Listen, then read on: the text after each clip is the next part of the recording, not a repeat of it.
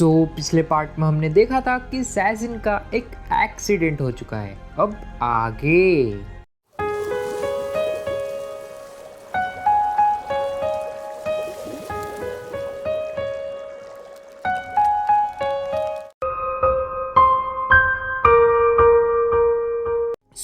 Video की शुरुआत hospital से होती है, जहाँ पे डॉक्टर सी को दो चॉइसेस देते हैं कि वो सैजिन या फिर उसके चाइल्ड के बीच दोनों में से किसी एक को बचा सकता है।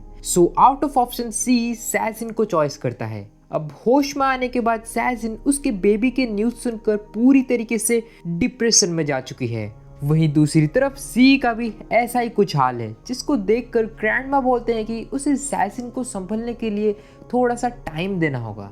मीनवाइल हॉस्पिटल में एना और सैजिन एक दूसरे से मिलते हैं, जहाँ पे एना बोलती है कि तुम्हें ढूंढने जाने के टाइम सी ने मुझे काफी जोर से धक्का दे दिया और उस चोट की वजह से मैं अब कभी भी मदर नहीं बन सकती।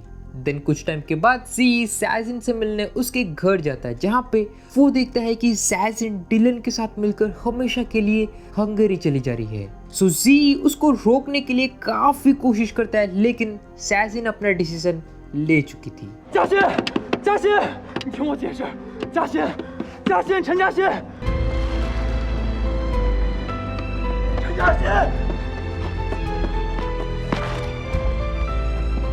अब सैजिन के जाने के बाद सी वहीं पे रो रहा होता है कि सैजिन के मॉम उसे डिवोर्स पेपर देते हैं, जिसमें सैजिन ने अपना साइन कर दिया है।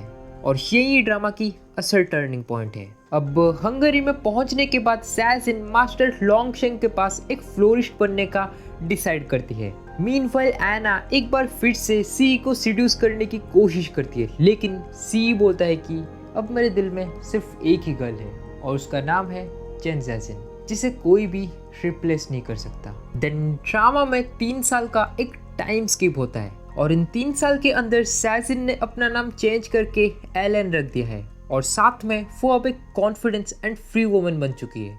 वहीं दूसरी तरफ सी भी काफी मैच्योर बिजनेसमैन बन चुका है। देन उसकी अगले ही दिन सी एक बिजनेस ट्रिप में हंगरी जाता है, जहाँ पे वो आर्ट गैलरी पर कुछ फिगर्स खरीद रहा था कि उसकी नज़र एक स्नेल की फिगर पर पड़ जाती है। तो वो गैलरी के असिस्टेंट से इसको खरीदने की बात करता है, लेकिन असिस्टेंट बोलता है कि उसे इस फिगर के ओनर से बात करना होगा। जिसके बाद हमें पता चलता है कि फिगर को किसी और ने नहीं बल्कि एलन यानी सैजिन ने बनाया है। साथ में वो फोन में सी से भी बात करती है, लेकिन इंग्लिश में बात करने की वजह से दोनों एक दूसरे को पहचान ही नहीं पाते। मीनवाइल मास्टर लोंगशेंग कुछ काम की वजह से शंघाई आए हैं, जहाँ पे वो सी के ग्रैंडमा से मिलते हैं और उनके बातचीत के बीच ग्रैंडमा को पता चलता है कि 3 साल से सैजिन मास्टर लोंगशेंग की स्टूडेंट है। जिसके बाद ग्रैंडमा और मास्टर लोंगशेंग जी एंड सैजिन को एक साथ लाने का अपना प्लान स्टार्ट कर देते हैं।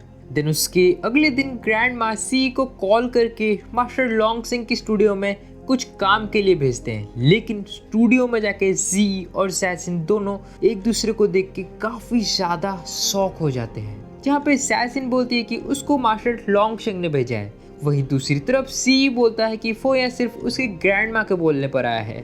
थोड़े बहुत सिचुएशन को जानने के बाद सी और सैजिन उनके काम के बारे में डिस्कस करते हैं, लेकिन बातचीत के बीच सी की तबीयत थोड़ी सी खराब हो जाती है, जिसकी वजह से सैजिन सी को उसके रूम में छोड़ने जाती है। बट होटल में पहुंचने के बाद सी अचानक से सैजिन को किस करते हुए बोलता है कि मेरे लाइफ में सबसे बड़ी रिग्रेट है कि मैं तुम्हें उस दिन एक्सीडेंट से बचा नहीं पाया।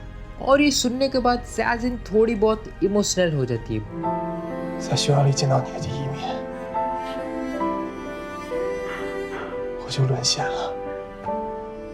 बट यहीं पे सी को एना का मैसेज आता है, जिसको देखकर सैजिन अपना सामान पैक करके तुरंत ही वहां से चली जाती है। देन उसके नेक्स्ट डे सी सैजिन का एक नोट देखता है, जिसमें लिखा हुआ है कि मैंने तुम्हें माफ तो कर दिया, लेकिन तुम अभी भी बिल्कुल नहीं बदले हो।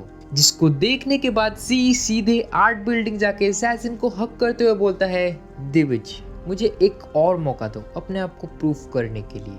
लेकिन सैजिन बिना कुछ बोले ही वहां से चली जाती है। मीनवाइल एना भी सी से मिलने हंगरी आ चुकी है, लेकिन रास्ते में ही 2 थीव्स उसके पर्स से पैसे लेकर पर्स को फेंक देते हैं। जो सीधे डिलन के पास गिरती है। लेकिन पर्स में एना की चाइल्डहुड की फोटो को देखकर डिलन को पता चलता है कि उसकी खोई हुई सिस्टर कोई और नहीं बल्कि एना है।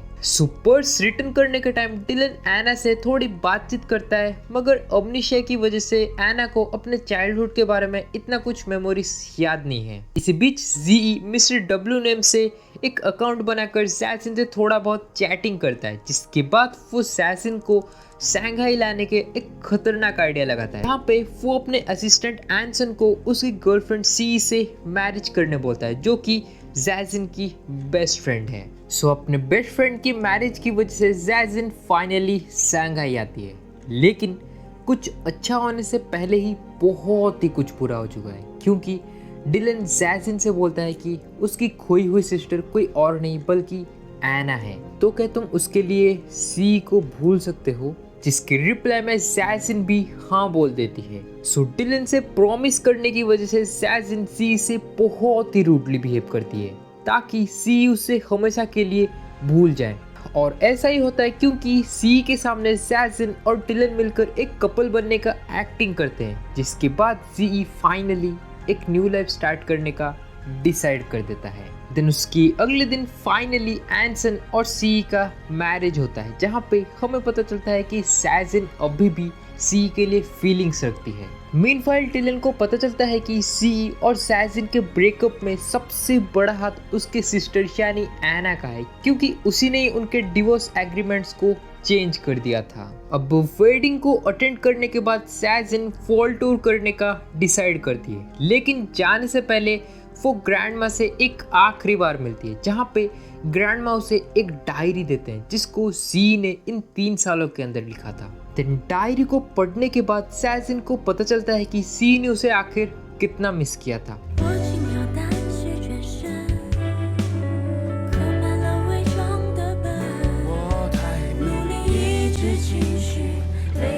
और सच में यार डायरी तो जैजिन पढ़ रही थी, लेकिन रोना मुझे आ रहा था। बट डायरी पढ़ने के बाद भी जैजिन को लगता है कि वो सी के लिए बनी ही नहीं है, तो वो एयरपोर्ट के लिए निकल जाती है। इसी बीच डिलन और एना के बीच काफी बहस होती है, जहाँ पे एना फाइनली सी से बोलती है कि 3 साल पहले उसी ने उनके डिवोर्स एग्रीमेंट्स को चेंज कर दिया था, तो जैजिन के शहर छोड़ने से पहले ही वो उससे अपनी मिसअंडरस्टैंडिंग्स को दूर कर ले।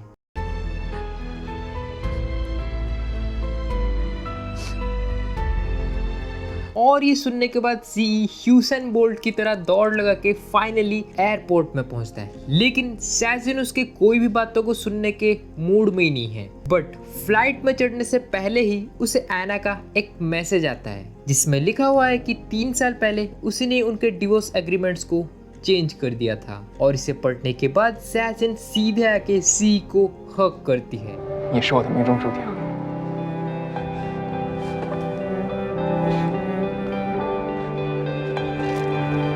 अब ड्रामा में थोड़ा सा टाइम बीत चुका है, जहाँ पे सी और जैजिन अपने हनीमून के लिए एक क्रूज में गए हैं, जहाँ पे जैजिन पूछती है कि तुम मेरे तरफ कब अट्रैक्ट हुए, जिसके रिप्लाई में सी बोलता है जब हम पहली बार क्रूज में मिले थे तब से। और इसी के साथ ही एक और तबाहीदार डायनामाइट वाली ड्रामा की एंडिंग हो चुकी है। देन कैसा लगा आपको ये ड्रामा, आप हमें कमेंट करके ज़रूर बताएं। और अगर वीडियो अच्छी लगी हो तो एक लाइक कर दो यार, क्योंकि ज़्यादा लाइक्स और कमेंट पाके मज़ा ही आ जाता है। और चैनल पे रहो तो उस लाल वाले बटन को दबा के हमें सब्सक्राइब करने के साथ साथ नोटिफिकेशन बेल को तो ऑन रखना बिल्कुल भी ना भूलें। देन मिलते हैं आपसे अगले वीडियो में, तब तक के लिए bye bye and take care.